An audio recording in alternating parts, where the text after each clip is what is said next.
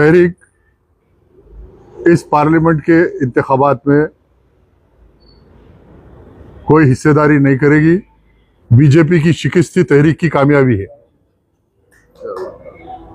BJP को हैदराबाद से साफ मरहूम गाजी मिल्लत ने किया था।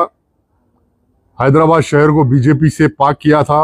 मरहूम गाजी मिल्लत ने हैदराबाद शहर को मुसलमानों का खिला बनाया था, जो आज तक कायम है, और उसको की सलामती के लिए तहरीक कुर्बानी दे रही। बीजेपी के शिकस्त मजलिस बचाओ की तहरीक की कामयाबी है। इसलिए तहरीक इलेक्शन नहीं लड़ना ही बीजेपी की शिकस्त है। हम किसी की जीत के लिए ये कुर्बानी नहीं दे रहे, किसी फर्द को कामयाब बनाने के लिए नहीं दे रहे, बीजेपी की शिकस्त के लिए कुर्बानी दे रहे, बीजेपी को हराने के लिए कुर्बानी दे रहे। और मैं तवक्को रखता हूँ तमाम लोगों से, मुस्लिम माशरे से, ये कुर्बानी को पेश नज़र रखते हुए मुस्तकबिल के फैसले करना। सभी को जय सिया राम। मैं आप सबका भाई नितिन नंदकर। कल एमबीटी पार्टी के एक लीडर ने प्रेस कॉन्फ्रेंस कर अपनी उम्मीदवारी पीछे ली है और कहा है कि एमबीटी पार्टी चुनाव में नहीं खड़े रहेगी। आज ये सवाल भाग्यनगर की जनता पूछ रही है इन दोनों को, असदुद्दीन ओवैसी हो या अमजदुल्ला खान, जो सुबह से शाम तक एक दूसरे के ऊपर कीचड़ उछालने वाले, एक दूसरे के ऊपर बात करने वाले, एक दूसरे के ऊपर गाली गलौज करने वाले, एक दूसरे के ऊपर सवाल जवाब करने वाले, ये दोनों आज एक होकर जनता को बेवकूफ बनाने का काम इन्होंने किया है।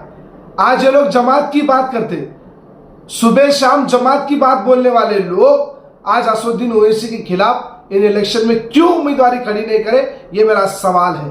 अगर यकीनन अमजदुल्ला खान अगर अपने आप को मैं बहुत बड़ा लीडर समझता हूं, मैंने बहुत कम वोटों से चंद्रेन गुट्टा को जीता है, ये अगर समझकर अपने आप को अगर उम्मीदवार के तौर पर हैदराबाद पार्लियामेंट में असदुद्दीन ओवैसी के खिलाफ आप इलेक्शन लड़ते थे तो समाज और जनता के बीच में आपकी एक अच्छाई रहती थी। लेकिन सवाल यही है, ये दोनों एक है और ये दोनों भारतीय जनता पार्टी की कैंडिडेट माधवी लता जी को डर कर एमबीटी पीछे हुई है और असदुद्दीन ओवैसी घर से बाहर नहीं निकाल रहे। हमारी जो ताकत है भारतीय जनता पार्टी की, हम निछावर कर रहे और इस बार जनता जो है हैदराबाद की भारतीय जनता पार्टी को जिताकर हैदराबाद को भाग्यनगर बनाने का भी काम हम ही करेंगे।